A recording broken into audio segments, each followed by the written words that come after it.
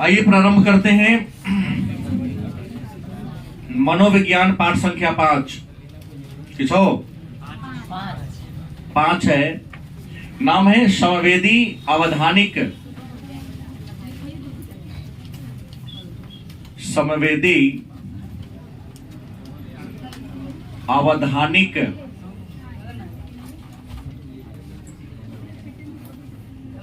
प्रत्याशिक क्रियाएं। मेरे पास हर प्रकाशन की पुस्तक होती है। आपको एक प्रकाशन की किताब रखेंगे।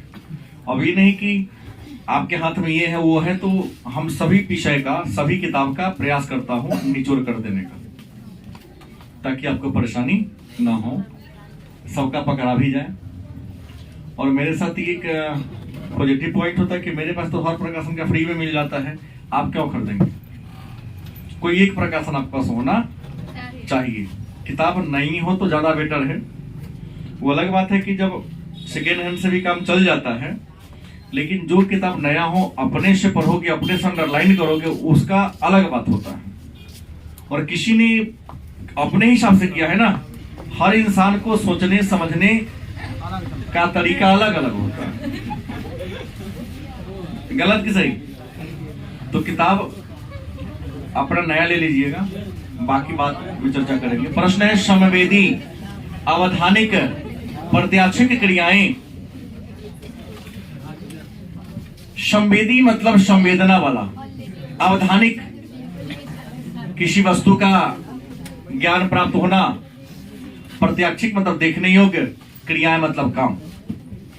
तो सबसे पहले जान ले, मानव का जो शरीर है, मानव के शरीर में जितने भी अंग हैं, उन सारे अंगों को, जो अंग है, इस अंग को 2 भागों में बांट दिया है क्रियाकलाप के आधार पर। एक ज्ञानेंद्रियां और दूसरा कौन है? कर्मेंद्रियम। मानव के बॉडी में जितने भी अंग हैं, उन अंगों को 2 भागों में, बाहरी अंगों को 2 भागों में हम क्या किए हैं? बांटे हैं। एक का नाम क्या है? दूसरा क्या है? कर्मेंद्रिय। मन में प्रश्न होगा, ज्ञानेंद्रियां कहते किससे हैं? तो जिस अंग से हमें ज्ञान की अनुभूति होती है, नॉलेज की प्राप्ति होती है, मतलब जिससे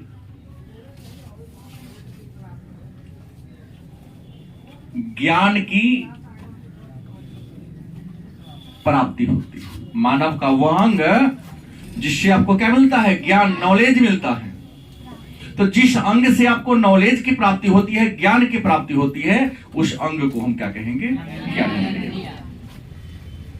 और मानव के शरीर में ज्ञानेंद्रियों की संख्या कितनी है? 5। पहला क्या है? आंख। दूसरा क्या है? कान। तीसरा क्या है? नाक। चौथा क्या है? जिह्वा। और 5वां क्या है? त्वचा।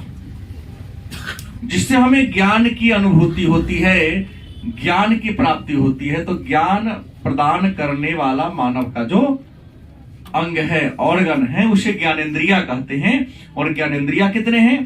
5। नाम क्या है? आंख। आंख से देखने की, कान से सुनने की, नाक से सूंघने की, सूंघना, जिह्वा से स्वाद की, त्वचा से स्पर्श की। गलत कि सही? तो मानव के शरीर में, शरीर के वे अंग जिनसे हमें ज्ञान की अनुभूति होती है, ज्ञान की प्राप्ति होती है, तो जिनसे हमें ज्ञान की प्राप्ति होती है उसे क्या कहेंगे? ज्ञानेंद्रियां कहेंगे। और ज्ञानेंद्रियां कितने हैं? 5। नाम क्या है? आंख, कान, नाक, जिह्वा और त्वचा। अब आपसे कोई प्रश्न कर देते कि देखने की क्रिया किससे करते हैं? सुनने की, सूंघने की, और स्वाद की, और स्पर्श की, त्वचा से करते हैं, वो साँझ में दे देंगे, ठीक? आधा घंटा रुकिए ना, भी ले जाइएगा। कोई दिक्कत? आगे बढ़ूं। कर्मेंद्रियां जिससे काम करते हैं,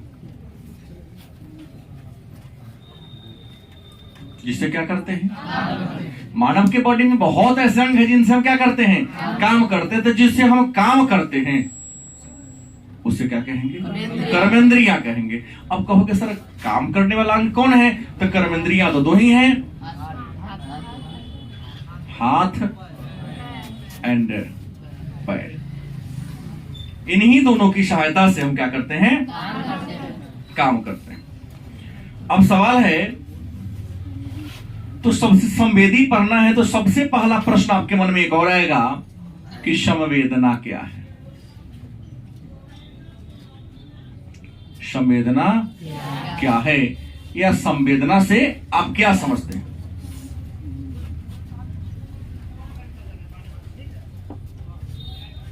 संवेदना क्या है, या संवेदना से आप क्या समझते हैं?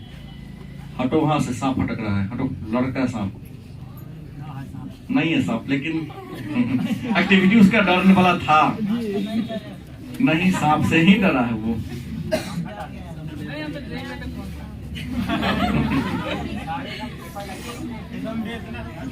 मैंने कहा किसी वस्तु को देखकर,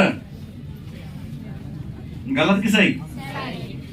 वातावरण में कोई वस्तु है या कुछ भी है, वह यदि आपकी एक्टिविटी को प्रभावित कर देता है, क्या कहेंगे? संवेदना। जैसे एक केचुआ जा रहा है, एक चारा जा रहा है, यहां से एक चारा जिसको केचुआ कहते हैं, ऐसे ऐसे जा रहा है, और यहां पर क्या कर दो आप? आग लगा रख दो, गरम आग रख दो, तुरंत यहां से रिवर्स मारेगा, भाग जाएगा, मुड़ जाएगा, बैक होगा ना। तो प्रश्न है कि संवेदना क्या है? तो कहता है कि प्रकृति के द्वारा जो विभिन्न प्रकार का उद्दीपन पैदा किया, उस उद्दीपन के प्रति हमारा बॉडी, हमारा शरीर जो अनुक्रिया करता है, उसी अनुक्रिया को हम क्या कहते हैं? अब ये संवेदना, संवेदना की बात करते हैं तो देखने की संवेदना, देखने की संवेदना किससे होती है? सुनने की संवेदना किससे होती है? सूंघने की संवेदना, स्वाद की संवेदना और स्पर्श की संवेदना। तो संवेदना क्या है, इस बात को जान गए। अब है ज्ञान की अवस्था। ज्ञान की अवस्था, ज्ञान की कितनी अवस्था है तो मैं आपको बता दूं, ज्ञान की 3 अवस्था। ज्ञान की कितनी अवस्था है? 3 अवस्था है। पहला है संवेदना। क्या है? दूसरा है अवधान। दूसरा क्या है? और तीसरा क्या है? प्रत्यक्षण। ज्ञान की कितनी अवस्था है? पहला क्या है? संवेदना। दूसरा क्या है? तीसरा क्या है? प्रत्यक्षण। तो मन में एक प्रश्न होगा कि संवेदना क्या है? संवेदना क्या है, या संवेदना कहते किसे हैं? अगर इस प्रकार का प्रश्न हो तो उत्तर क्या होगा, सुन लीजिए कि संवेदना क्या है। तो संवेदना प्रारंभिक संज्ञानात्मक मानसिक प्रक्रिया है। ध्यान दो गौर से, बात तुम्हारे व्यवहारिक जीवन पर लागू होगा ये। अगर आपसे पूछे कि संवेदना क्या है, आपका उत्तर होगा कि सर संवेदना प्रारंभिक मानसिक और संज्ञानात्मक प्रक्रिया है, जिसके द्वारा किसी वस्तु का हमें अर्थ रहित ज्ञान होता है। मतलब किसी वस्तु का अर्थ सहित ज्ञान संवेदना कहलाता है। किसी वस्तु का अर्थ सहित जब आपको ज्ञान हो जाए तो उसे क्या कहेंगे? इसलिए जब तक दिमाग न होगा संवेदना होगी। एक बच्चा आग को देखता है, हाथ बढ़ाने के क्रम में उसे गर्मी लगती है, फिर भी आग को छूता हुआ, यह चीज नहीं है, संवेदना ही नहीं है। एक बार दिया छुआ, हाथ जला, फिर दोबारा छूने का प्रयास करता है, फिर जला, फिर रोएगा, फिर दोबारा छुएगा। लेकिन जब वही बड़ा हो जाता है, छूता है ना, वो जान जाता है, संज्ञान में ले लेता है कि यह क्या है? आग है, इसे छूने से क्या होती है? हाथ जलती है। नहीं, जैसे रिंग मास्टर, पहले सर्कस में शेर को दिखाया जाता था।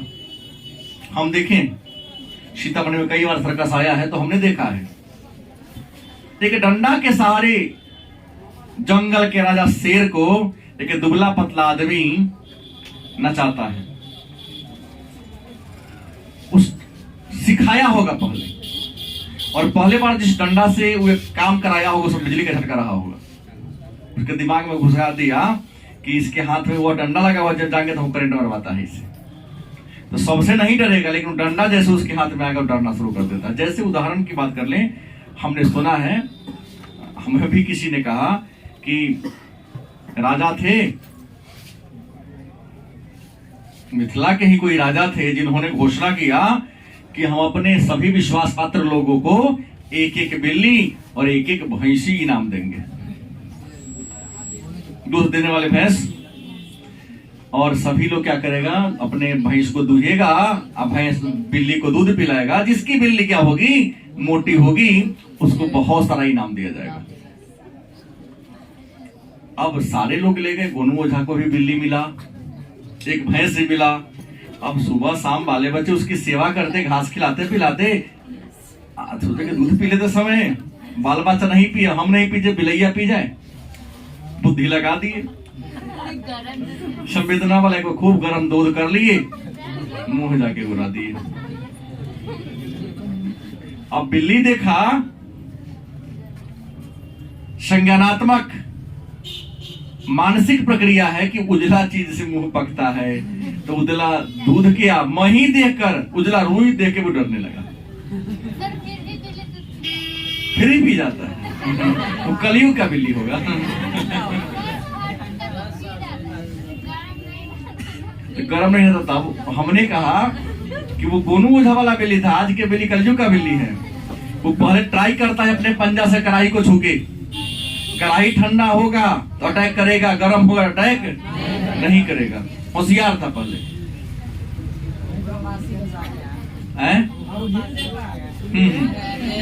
अब उझील देता है, नहीं पियागा तो उझील देगा, ना हम पिए तो को नमक को चूल्ही में झोंको। हम नहीं पिए, तुम भी नहीं पियोगे। हाँ, अब अवधान क्या है? उम्मीद है संवेदना समझ गए। क्या समझे? कि संवेदना एक प्रारंभिक संज्ञानात्मक मानसिक प्रक्रिया है, जिसके द्वारा हमें किसी वस्तु का अर्थ सहित ज्ञान होता है। अवधान क्या है? तो जब हम किसी वस्तु को देखते हैं और उसके बारे में जो अनुभव प्राप्त करते हैं, उसका दिमाग में सूची बना लेते हैं।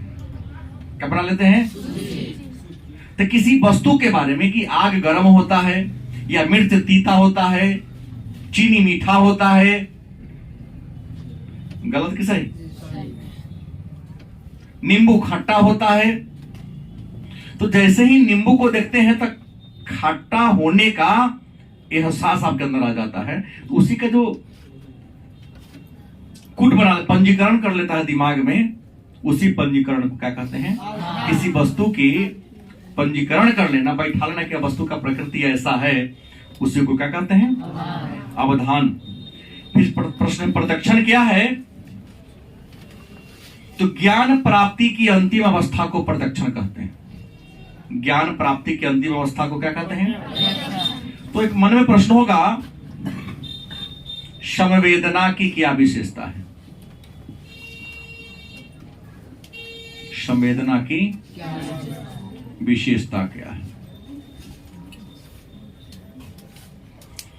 तो हमने कहा कि संवेदना की कई सारी विशेषता हैं, जिसमें संवेदना के लिए सबसे पहले क्या होना जरूरी है? उद्दीपन होना जरूरी है।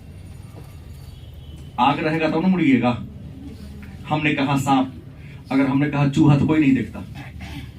जैसे कहा सांप लड़का हुआ, सबने देखा पीछे की ओर। हो सकता है फूस का घर है, जिस दिन ये बना उसमें करीब इसमें से तो 7-8 पुराना मोटा मोटा घुमन सांप निकला था, लेकिन तो बहुत ज्यादा मोटा निकला था।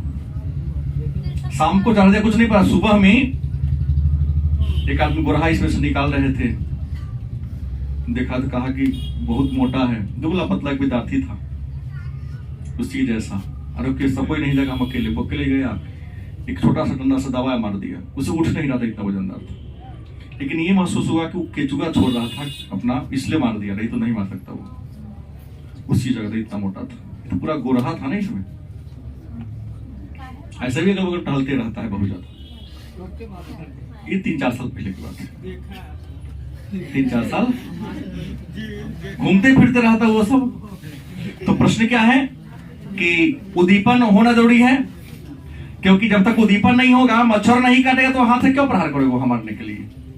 तो मच्छर क्या होगा? उद्दीपन हो गया।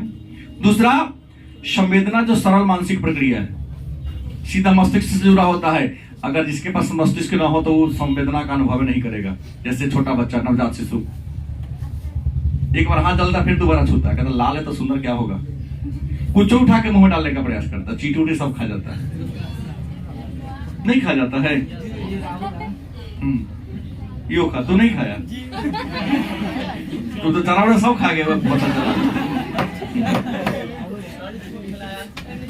हमने कहा प्रारंभिक अवस्था है और अर्थ सहित ज्ञान होता है, हर चीज का एक अर्थपूर्ण ज्ञान होता है। अब संवेदना के गुण क्या है?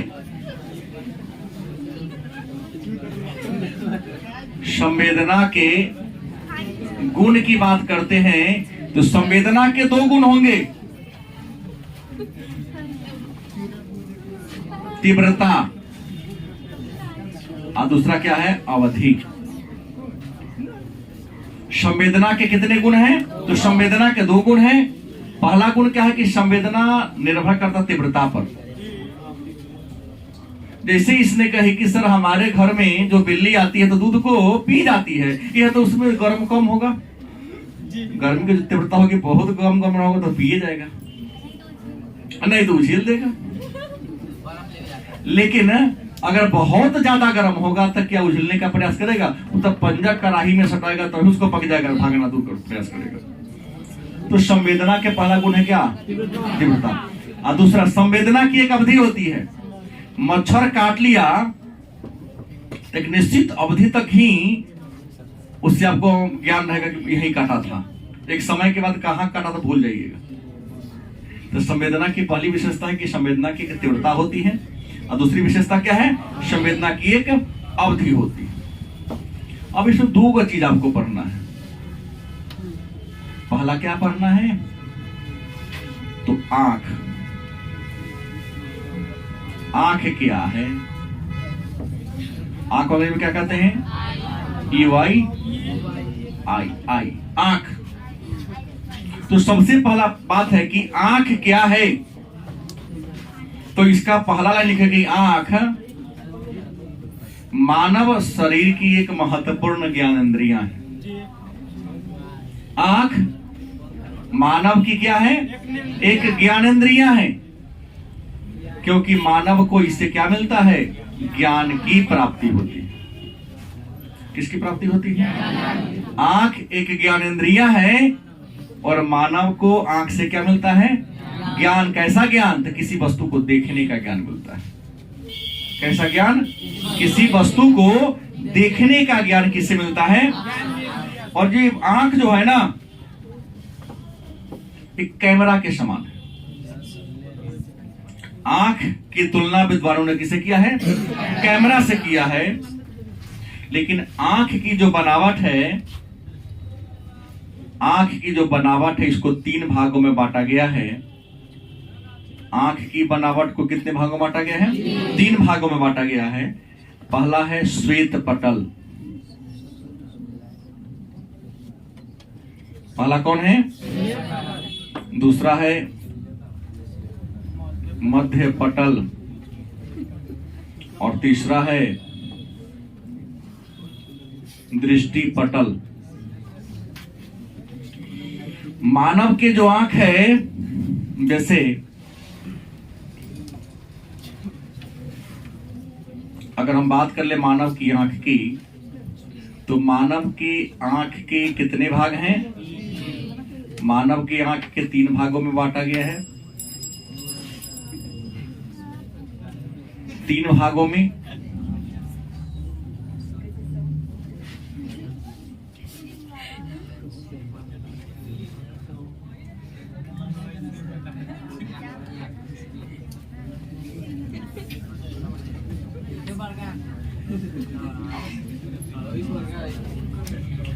अब मानव के जो आंख है, बनावट के दृष्टि से मानव की आंख को कितने भाग बांटा गया है? 3 भागों में बांटा गया है। पहला कौन है? श्वेत पटल। ये जो इसकी आंख एक ऐसा होता है तो गोलाकार होता है।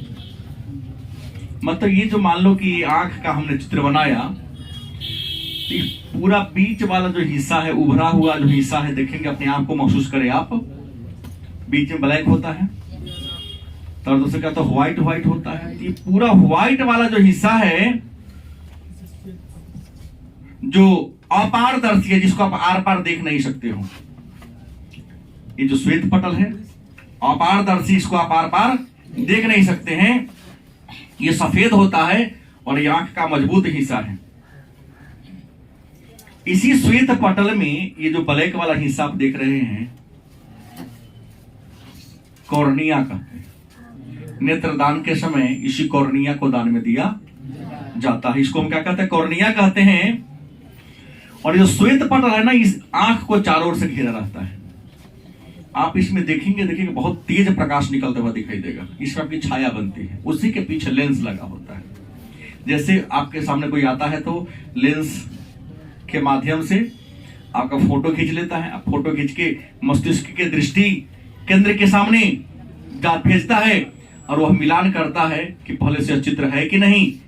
अगर चित्र है तो कह देगा वही फलाना आदमी है, नाम सहित कह देगा। नहीं होगा, आपको मैं नहीं पहचान रहा हूं, कौन है, परिचय दीजिए थोड़ा।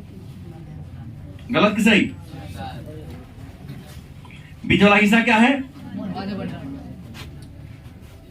मध्य पटल है। श्वेत पटल के थोड़ा नीचे होता है मध्य पटल। यह पूर्णतः काला होता है। क्या होता है? कुछ लोगों का भूरा भी होता है, लेकिन आज लोग चल रहा है नीला। कितना लोगों का आंखों नीला होता है? बहुत कम लोगों में मिलता है, लेकिन मैक्सिमम का काला होगा। कुछ लोगों का क्या होगा? लाख एक में एक आध लोग ऐसा मिल जाएगा जिसका क्या होगा? नीला भी होता है। और यह क्या होगा? अपारदर्शी होता है। क्या होगा? अपारदर्शी होगा। मतलब इसको आप आर पार देख नहीं सकते हैं, लेकिन थोड़ा उभरा हुआ रहता है। क्या है? थोड़ा सा उठा हुआ रहता है। इसी के बीच में एक छेद होता है। क्या होता है? छेद होता है। इस छेद को हम कहते हैं पुतली। क्या कहते हैं? पुतली कहते हैं। और कोई प्रकाश इसी छेद के माध्यम से आंख क्या होता है? अंदर प्रवेश करता है।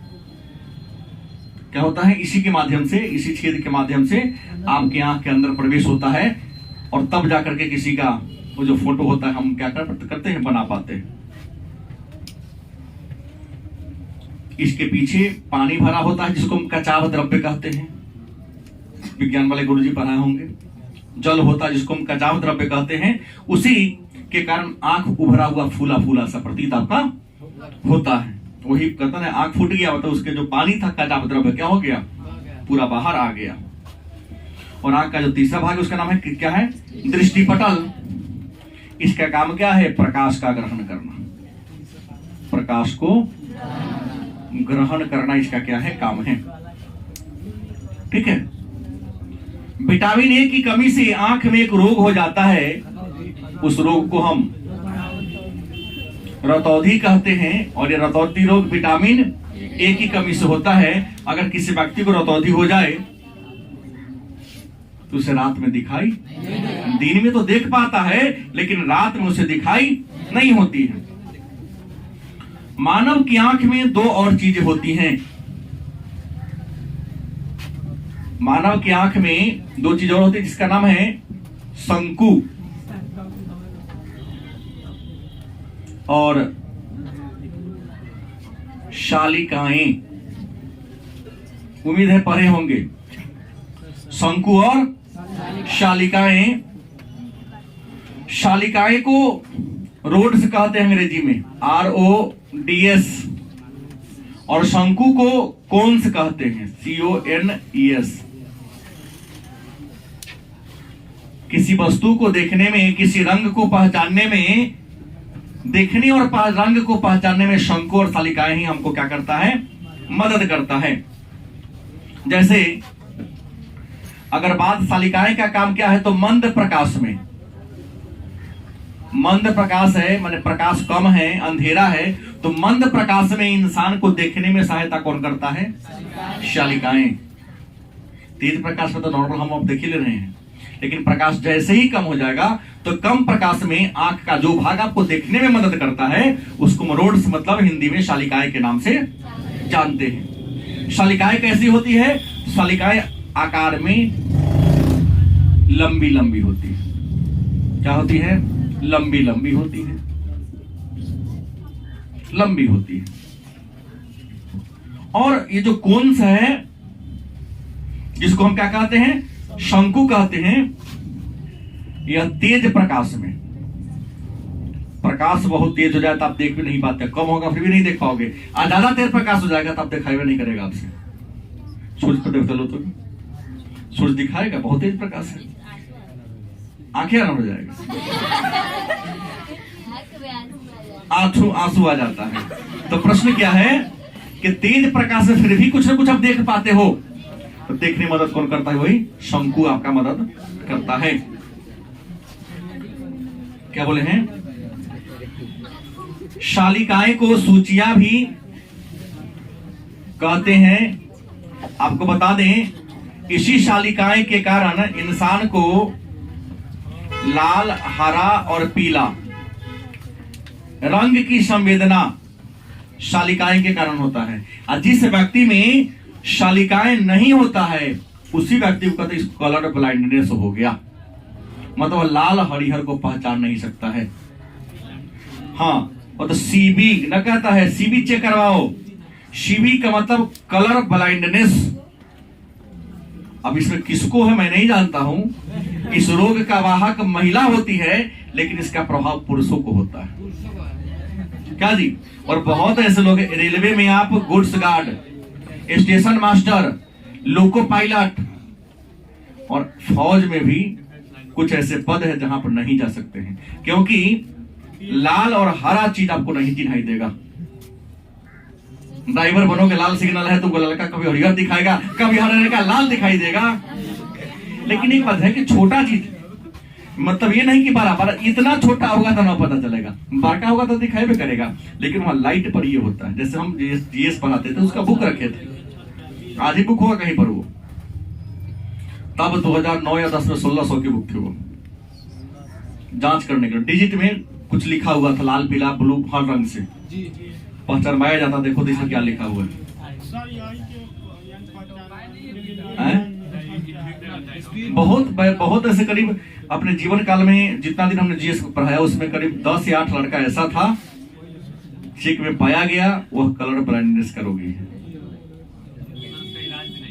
इसका कोई इलाज नहीं, यह वंशानुगत रोग है। क्या जी? वाहक तो महिला होती है, लेकिन झेलता कौन है? पुरुष झेलता है। तो इसी के कमी के कारण नहीं होता है, तो क्या होता है? कलर ब्लाइंडनेस, और इंसान लाल हरा को क्या करता है? नहीं देख पाता है। इसके अलावा यही शालिकाएं या सूचियां एक जीव में नहीं होता है, उल्लू एंड चमगादड़। इसलिए उल्लू और चमगादड़ को रात में दिखाई नहीं देता है। क्यों? सॉरी, रात में देखो बता रहा हूं, मेरी बात सुनिए, पहले आप बोलिए। तो मैंने ये कहा कि उल्लू और चमगादड़ को दिन में रात बोल दिया हूं, दिन में दिखाई नहीं देता। किस समय? क्योंकि इसमें क्या नहीं होता है? सूचियां नहीं होती है। सही। तो वह कौन जीव है जो दिन में नहीं देख पाता है? क्यों नहीं देख पाता? उसकी आंख में क्या नहीं होती है? सूचियां नहीं होती हैं। अगर होता तो ये भी क्या करता? और हम इंसान में रोड्स एंड कोन्स दोनों हैं, इसलिए दिन में भी हम देख पाते हैं और रात में भी क्या करते हैं? देख पाते हैं। गलत कि सही? अब है श्रवण संवेदना, दो ही हैं। श्रवण संवेदना। श्रवण का मतलब क्या होता है? सुनना। श्रवण का मतलब क्या होता है? और श्रवण की संवेदना किससे होती है? कान से। इसमें लिख क्या होगा? ई ए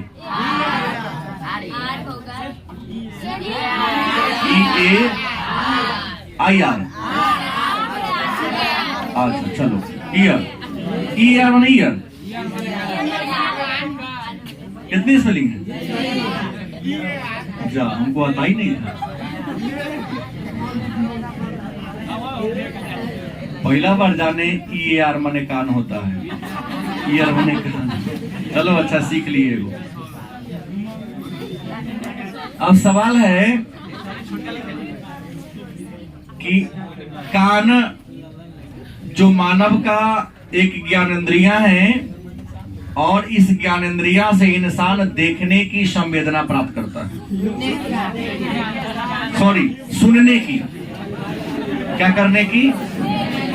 सुनने की संवेदना को प्राप्त करता है।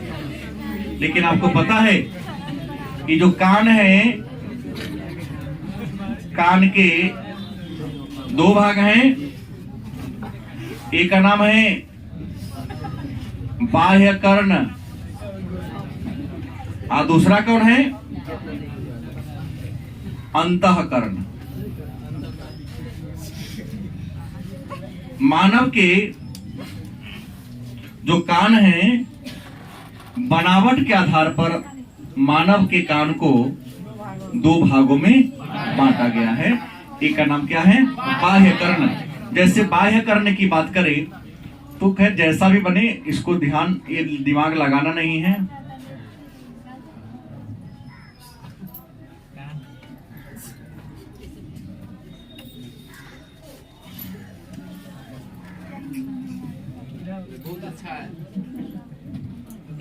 मतलब ये अगर मनुष्य है, मनुष्य का ये गर्दन है, तो गर्दन से जो बाहर निकला हिस्सा होता है, ये वाला है ना, हम सबका ये, इसी को क्या कहते हैं? बाह्य कर्ण। मतलब सिर से बाहर निकला हो क्या कहते हैं? बाह्य कर्ण कहते हैं। और ये जो बाह्य कर्ण है ना, इसके दो भाग होते हैं। बाह्य कर्ण के कितने भाग होते हैं? दो भाग हैं। एक है कर्णपाली, कर्ण, और दूसरे का नाम है पिन्ना। पहला कौन है? तो कान जो आप देखते हैं, जैसे बता दूं कान कैसा है, तो आप टीप देखे हैं? टीप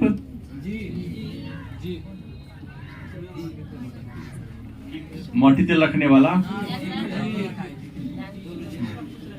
कीप जैसी जो संरचना होती है, किसके जैसा? हाँ, जैसा हो। टीप जैसी जो संरचना होती है, ऊपर वाला देखते हैं, इसी को कहते हैं कर्णपाली, कान का पल्ला। क्या होते हैं? कान का। और दूसरा कौन है? पिन्ना। क्या होता है? ये जो वाला हिस्सा अंदर जा रहा है, अंदर को जा रहा है, उसे क्या कहते हैं? पिन्ना के नाम से जानते हैं। इसमें मोम जैसा तरल पदार्थ भरा होता है। क्या होता है? मोम जैसा तरल पदार्थ भरा था। इसी के बाद जो कान का हिस्सा शुरू होता है, इसके अंदर का, इसी को कहते हैं अंतःकरण, सॉरी मध्यकर्ण, इसको कहेंगे, बीच वाला हिस्सा कहेंगे। और इसी बीच वाला हिस्सा में 3 गो हड्डी होता है। कान के यहाँ वाला जो हिस्सा है, कर्णपाली के बाद जो लंबा यहाँ 3 गो हड्डी होता है, जिसे मुगदर, क्या कहते हैं, मुगदर, निदाई और रकाब। पूछा जाता है प्रश्न कि ये तीनों कहाँ का हड्डी है? कान की हड्डी है। कर्णपल के बाद जो यहाँ लंबा सुरंग जैसा दिखा है, उसी के अंदर ये हड्डी पाई जाती है। ये 3 हड्डियां होती हैं। जैसे कोई बाहर का ध्वनि कर्ण, बाह्य कर्ण या कर्णपाली ग्रहण करता है, तो ये तीनों हड्डी में कंपन पैदा होता है और उस ध्वनि को 10 गुना बढ़ा देता है। मतलब 3 dB का ध्वनि को वह 30 गुना उसको क्या कर देता है, बढ़ा देता है। और अंदर जाएंगे तो एकदम झिल्लीदार कान की संरचना होती है और यहीं से कान का गुहा प्रारंभ हो जाता है। और हमारे कान का जो गुहा तो मस्तिष्क से जुड़ा होता है, क्योंकि कई बार चोट लगता है, इसकी झंझनाहट ब्रेन तक आ जाती है। कई बार पानी पीते तो आपके मुंह सबसे किसका कनेक्शन होता है, फिर किए हैं कभी कि नहीं? कनेक्शन सबका होता है। यहां से अंदर का कान शुरू होता है और इसकी संरचना कैसे होती है? कुंडली जैसी होती है। कुंडली जैसी इसकी क्या होती है? सीधा नहीं होता है, ये घुमावदार होता है। और सबसे होता है ना, जैसे कि सीधा होता तो सीधा अगर तेज आवाज आएगा तो क्षति पहुंचा सकता है। घुमावदार होगी तो थोड़ा ब्रेक लेते हुए, जैसे सड़क भी बनता है तो एकदम सीधा नहीं बनेगा। 48 इसलिए किया जाता है कि जो चालक होते हैं, जो ड्राइवर होते हैं, गति को तेज स्लो करते चले। एकदम सीधा रहेगा तो हर घंटे गाड़ी दुर्घटना का शिकार होगा। जानबूझ कर थोड़ा सा दिख जाए उसको किया, स्लो डाउन भी जानबूझ के कर दिया जाता है। कहीं कहीं बीच में कहीं के देखिए ब्लैक व्हाइट का ये रगड़ दिया जाता है। हालांकि वो तो संपार के लिए बनाया जाता है। जो ब्लैक और व्हाइट जो पट्टी होता है उसको जेब्रा क्रॉस कहते हैं, पार करने के लिए। लेकिन कई बार बीच बीच में जहां गांव आने वाला हो उससे पहले गांव के, फिर बाद छोटा छोटा ब्रेकर लगातार, ताकि वहां आते ही गाड़ी को स्लो कर दिया जाए। ऐसे ही घुमावदार क्या होती है, संरचना होती है। और कान से सुनने की संवेदना होती है। और कई बार तेज ज्यादा ध्वनि आ जाता है तो यहाँ पर जो दीवार है, चोट लगने से भी या तेज आवाज से भी कई बार तो दीवार का जो चदरा होता है, क्या होता है, जिसे अंदर का पानी बाहर आने लगता है, जिसे हम कहते हैं कान का बहना। तो ये मानव के 2 ज्ञानेंद्रियां हमने पढ़ा है तो 5, लेकिन पढ़ना क्या है, वो है 2 ही पढ़ना।